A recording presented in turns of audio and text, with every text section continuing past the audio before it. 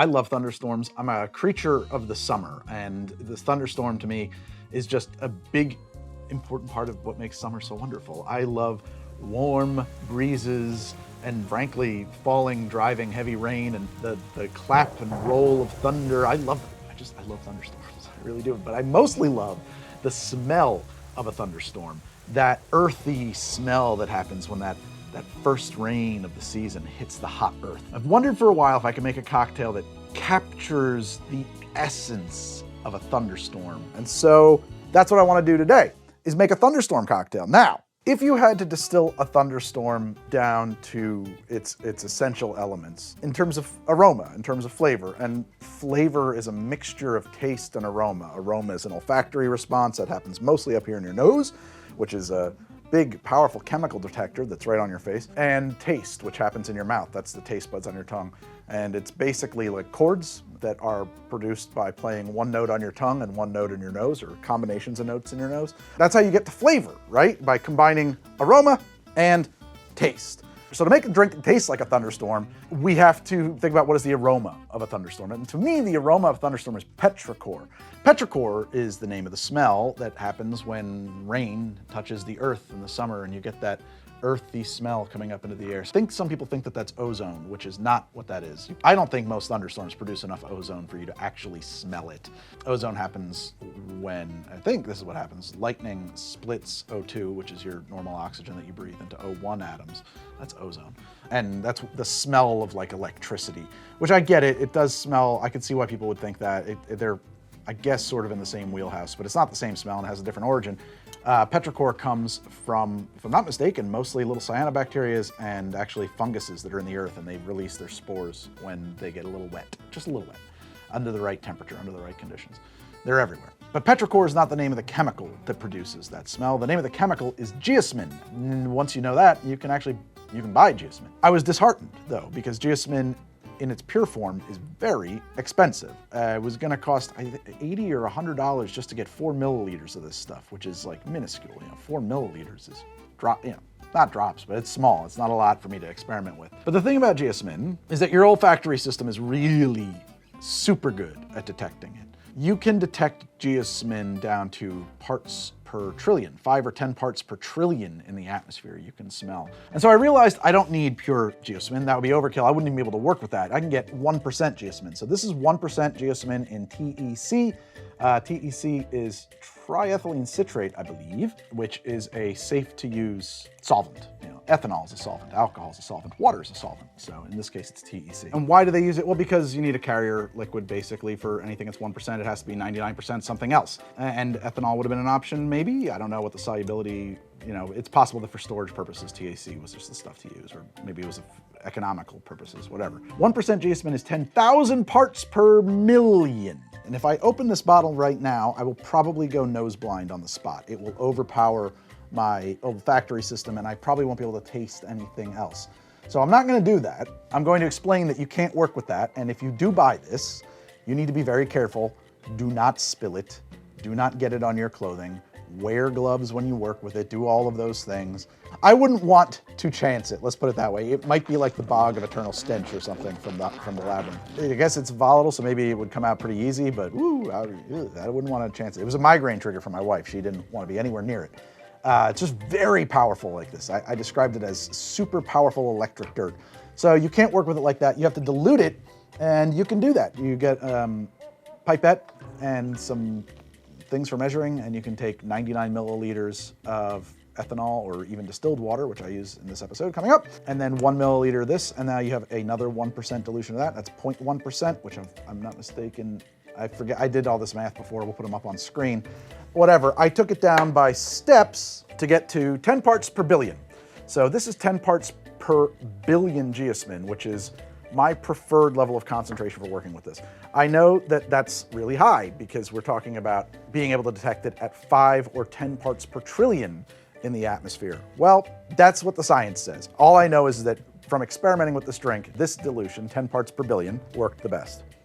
Very powerful in the bottle, really powerful, just like dirt, earth. Beets, actually, there's Geosmin in part of the flavor and aroma of beets, for example. So if you don't like beets, you might not like this drink. If you don't love the aroma of walking around in a greenhouse in your garden center. Ooh, love that. Maybe I'm weird. Maybe this is a drink just for Greg. No, I don't think so. I think a lot of other people are gonna be into this too. Now, once I had this Geosmin settled, I had to figure out, well, what is the cocktail? Well, I'm thinking about this cocktail, right? I want a cocktail that kind of makes me think of Martin Denny music, of Quiet Village. You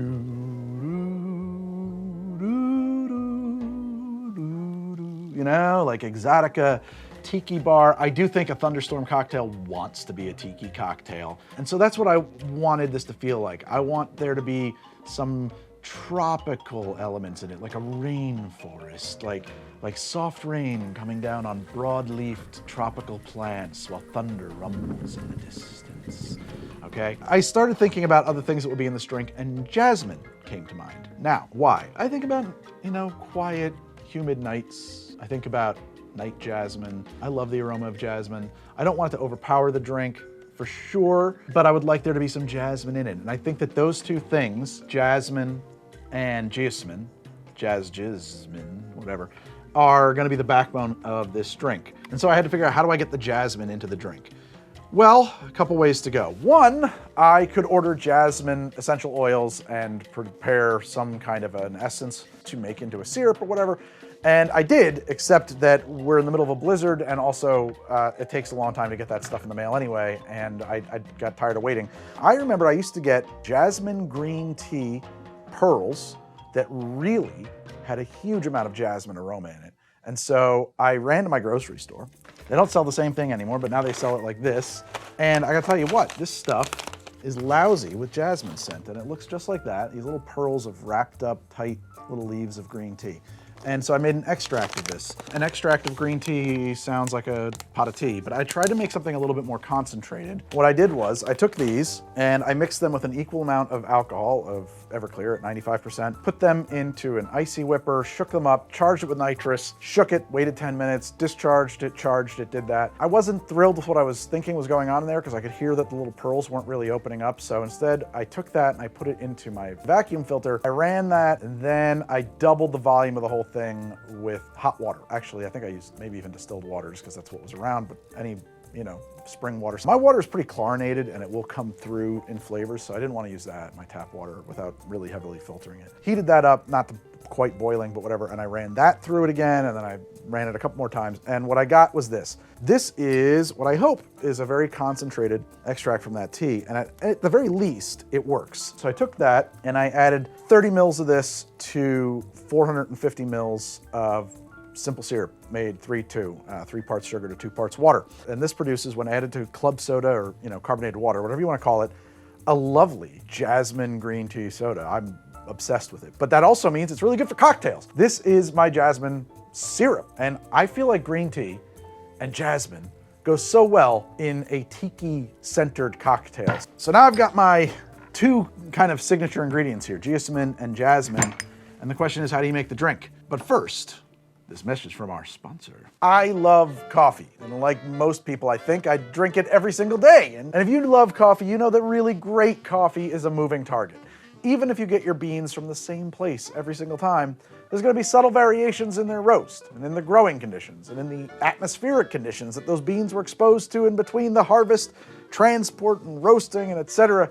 And that's before you even start brewing. Your water temperature from brew to brew is gonna vary a little bit. There's gonna be different humidity levels, which will affect the grind level that you should be using. And your water quality is gonna change a little bit, and on and on. And I was just consigned to spending my whole coffee-loving life chasing those rare, perfect cups that my Mocha Master Chemex churned out until today's sponsor, Cometeer, asked me to give their coffee a try. Now, I'm not gonna lie, I was highly skeptical at first, but I figured, what the heck, it was worth a try. And I'm never going back. Cometeer is hands down the best and most consistent coffee I've ever had in my life. The fact that it's quote-unquote instant is incidental. In my opinion, it's better coffee first, fast coffee second. And instant coffee really calls to mind the wrong picture anyway, because what Cometeer really does is all of the deep dive, extreme coffee nerd laboratory science that regular people, no matter how hardcore a coffee nerd you happen to be, simply can't. They source the best coffee from award-winning roasters all over the world and dial in exactly the right brew for that particular coffee, brew it super strong, and then instantly flash freeze it into one of these recyclable aluminum capsules. They come to you shipped in dry ice, and you keep them in your freezer. And when you want one, you pop open a capsule, plop it into your glass, with a little button on the bottom, add boiling water, right to about the fill line there. Give it a little stir if it needs a little help melting, and enjoy. So good. This isn't capsule coffee. There's no machine, just whatever kettle you happen to boil your water in. For iced coffee drinks and lattes, just let the capsule thaw on its own and pour it over water or milk. I've said it before and I'm saying it again, this is the best coffee I've personally ever had. From the first sip, I was blown away, thrilled, and simultaneously crushed when I realized all the effort I'd ever put into brewing coffee before that moment was wasted. My wife and I put our Mocha Master into a cabinet and we keep our freezer stocked with Cometeer. If you're ready to face the facts that up until now you probably haven't really had great coffee, if you're ready to admit your crushing coffee inadequacy, you can try Cometeer now and get $30 off your first order by visiting cometeer.com/drink or visiting the link in the video description. Thank you, Cometeer, for sponsoring this episode and ruining me for every other coffee. So, there's a couple of steps here that have to happen. The first is we're gonna need hot water. And not just any hot water. I would say you want hot spring or hot distilled water. And it doesn't need to be boiling, you just want it to be hot. And I do know also that I want approximately 300 milliliters. So I will estimate that using this beaker. This is not, very accurate, but for these purposes, roughly 300 mils is fine. I'm gonna put that into my kettle and I'm gonna let that get warm. I know, you're thinking, what do you need that for? You'll see, it's cool, it's neat, it's good stuff. Let's get our shaker and build this drink. We're gonna go from the bottom up. I need a bar spoon of ginger syrup. This ginger syrup, ugly though it may be, it's because I never did a polishing cycle, so there's a lot of ginger oleo resins in there. When I run out, I'll make another batch and I'll polish it, but this ginger syrup was made using the method I got from Darcy O'Neill, who is honestly instrumental to all of this kind of stuff happening on the channel. You should totally follow him and check him out and really learn your shit from him in terms of that, but I will never make ginger syrup a different way. This is made by doing an extract of both fresh and dry ginger in alcohol. It's the simplest thing in the world. I'll put a link to where I did it in another video and also to where he did it. And then you end up with a shelf-stable ginger extract that you can add to simple syrup and turn into ginger syrup anytime you want. And it's better than any ginger syrup you'll ever have. Honestly, it is awesome. 1 bar spoon of this, a tiny amount. I want 1/4 of an ounce of lime juice, very small amount of lime juice. Here we go. I know, tiny amounts. It's a lot of little pieces that make this up. Sometimes people will ask me, Greg, can I do it this way? Would this work? Would that work? And the answer is, I don't know, but probably. I don't run through every possible permutation of something. I work on something until I have a version I like and I say, that's good. So the answer is, your guess is basically as good as mine. You should try it. 1/4 of an ounce of grapefruit juice. I've set myself up to have very awkward pour shapes. Pouring hands are awkwardly shaped is what I mean. Bar spoon of Angostura cocoa bitters. Now, Greg, why did you measure the bitters in a bar spoon instead of in a dash? Well, as I said, I work on things until they work and then I stop working on them. I grabbed this bottle of Angostura cocoa bitters and forgot that I'd knocked the woozy off of it because I was doing something, so I just measured a bar spoon. Don't worry, it's fine. I really like their cocoa bitters, by the way, particularly on vanilla ice cream. 1/2 an ounce of John D. Taylor's falernum, not a bar spoon, 1/2 an ounce. If you know your tiki drinks, you might notice that there's some similarities here to a jet pilot. And there are, but that's because I'm not very creative. And it's also, the end result is not anything like a jet pilot, in my opinion. I need 1 ounce of jasmine syrup. That's what's in my notes. I bet I could get away with a little less than that. I think let's shorten that to 3/4 of an ounce. Last time I made it was with 1 ounce, and yeah, nothing is ever finished. So let's go 3/4 of an ounce and we can sweeten it again later if we decide we need to. And now I need 2 ounces of Hamilton Demerara 86. This is a Demerara style rum. If you were looking for something comparable, it's El Dorado, and it's 86 proof in this case. So if you use something that's higher proof, adjust. You could also, I think, a Jamaican rum would be okay here. Something funky, dark, molassesy, but not high ester and not real intense, if that makes any sense. That is a friggin' delicious combination of ingredients. It has these caramelized molasses notes already and raisiny sweetness notes. I don't know, I really like what that's got. And I know from shaking it that it's going to have quite a bit of ginger in the final version too. To shake it, I'm gonna shake it over crushed ice. Pebble ice, something like that, if you can. Otherwise, cracked ice is fine, whatever you like. We're getting into like some presentational stuff here. I probably should have used my new drink mixer back there.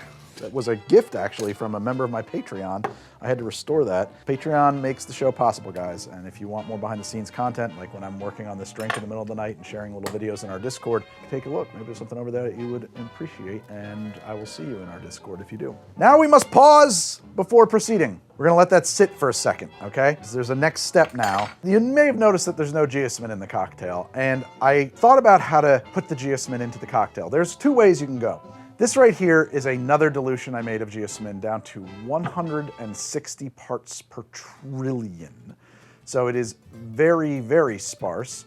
And you can put that into an atomizer and spritz it, and I think it actually works pretty nicely. It's not super duper overpowering. You can put it into the top of a glass or over the top of a glass or whatever and give it that earthy aroma. And I may start using it in other drinks, maybe not on the show, but in my own personal life. I just like it a lot. About 160 parts per trillion is where you want to go. And we'll do the math something on screen so you can see how that works out, how many dilution steps it takes to get there. So that's the spritzer, but you know, with Tiki, we have license, I think, to do a big presentation. You know, every cool tiki bar I've ever been to, really cool presentations, and there's a lot of showmanship, and mixology in general is a bit about showmanship, right? So what we need is a teapot. We're gonna need a teapot, and we're going to add to that our hot water. That's what we needed that for.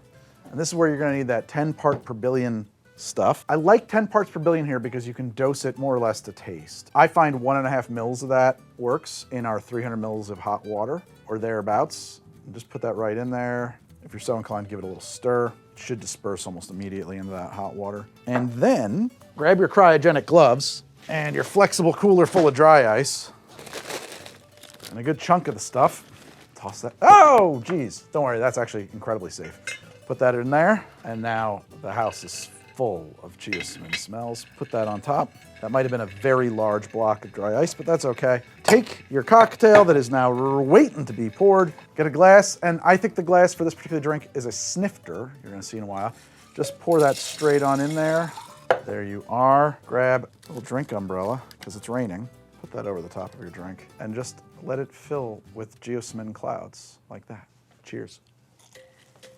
I love it. It's better today than it was yesterday. You know, if you were running a bar, you could just set this out and let people go back to it every time they wanted. This could be part of the presentation and people could keep going back for more and more cloud.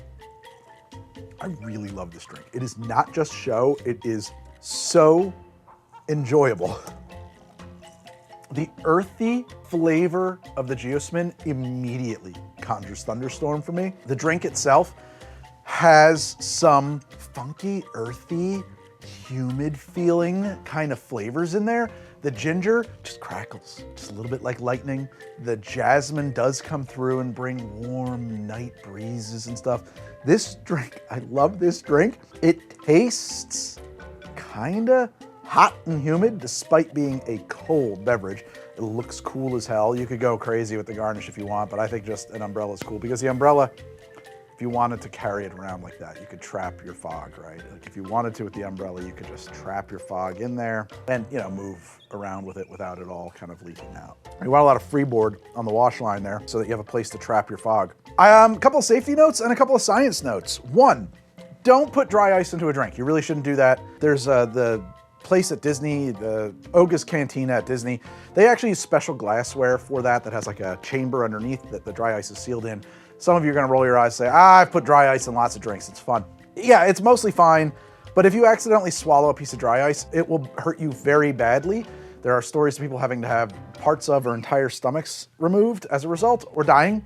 Remember, this is rapidly expanding, so not only is it doing cryogenic freezing and burns and damage to your organs, it is also rapidly expanding and turning into gas inside of you, and it will burst you. It will hurt you super duper bad. So never, ever, ever put your dry ice into something you're gonna drink. But this is totally safe because the dry ice stays here and we just capture the fog, which is mostly water vapor, by the way. I actually tried this with like a ultrasonic transducer, an atomizer, but it wouldn't work inside my little teapot. I totally forgot the most important part of the garnish, lightning. You can get one of these little guys. This is just a little cheap Tesla coil that you can get on Amazon. But then you can garnish your Thunderstorm drink with lightning too, which, you know, if we're gonna max out our presentation here, why not? Bang, bang, bang, bang, bang, bang. Ah, and then you serve it to the customer. It's cool. It's pretty safe. stings, but it's not like powerful enough to hurt you. As the temperature equalizes in here, you'll get less and less fog. You can always put more hot water in or more dry ice. I think this is a very balanced drink. It has dark chocolatey notes, heavy kind of caramel notes. It's not overpowering. You get all of those earthy Geosmin notes, but none of the bitterness. So a lot of things that you would describe as earthy in a cocktail are bitter. They're rooty. They have some bite to them. This doesn't have that. There's really no bitterness in this. And maybe that's what's so fun for me, because you're getting genuinely earthy without bite, without bitterness. It is not overly sweet. It's not inaccessible. It's not really aggressive. I think that you could do a less sweet version of this. If you could get more jasmine flavor with less syrup, maybe that would be a thing to do. But I certainly love it exactly like this. I'm just thinking about other people's tastes. You know, they might want it a little less sweet. It's not super sweet at all. And it needs a name. I want to call it Quiet Rain, kind of a reference to Martin Denny's song Quiet Village. If you don't know, by the way, Martin Denny, that is the soundtrack of tiki bars. That is the music for a tiki bar, Martin Denny. There's a couple other guys too, but like, go check it. It's a genre of jazz called exotica. It's lounge music, man. This is the stuff, it's the good stuff. Before I finish this, we should talk a little bit about science and evolution. So I kept falling into a trap thinking about this as a very potent, powerful chemical, right, Geosmin? If you can smell it at parts per trillion, boy, that's gotta be some powerful stuff. You know, and in the vernacular, sure, that's true, but that's not actually what's going on there. This isn't any more powerful than anything else. We're just tuned to it. Your very powerful chemical detection system in your face here, your nose, your olfactory system, that is exactly what that is. It's a chemistry detector. It's a tricorder, if you want to Star Trek it up, is tuned to geosmin and to thiols and to mercaptans and to, I don't know, a bunch of other categories of things. For some reason, we evolved to detect this down to 5 and 10 parts per trillion. Now, I've heard as like a common, fact of trivia that is because, well, evolutionarily it helped us find fresh water. Where this smell was, there was probably fresh water. I don't know what research they did to back that up, but I also know that that's not actually how evolution worked. Just like this is not a particularly powerful chemical, we just happen to be really good at smelling it. Evolution doesn't necessarily select for the thing that is best. It selects away from the thing that prevents you from reproducing through random mutations. So at some point, maybe even from the very beginning, our olfactory system mutated in such a way that it got really good at detecting geosmin. And it might have been very important to our survival, or it might have just not been important to our death, our demise. It just didn't stop you from getting laid, to put it mildly. That's how that works. It's a reverse selective process. It selects out that which keeps you from bumping uglies. And I don't know why I think that matters, but I do think it matters because it's very easy for me, for you, for anybody to see a thing and understand it true enough, but in a way that's completely backwards from how it actually works, right? Does that matter? I don't know. Is there someone in the comments help me synthesize that into a larger thesis about the world? I don't know. It's just something, yeah, it's a bugbear in my mind. Right, that doesn't work that way. It works actually this way. The result is kind of the same, but not really. Thank you so much for hanging out with me while I make this Thunderstorm cocktail. This is a weird episode, I know. I just really wanted to make this drink, and I couldn't figure out another way to share it with the world.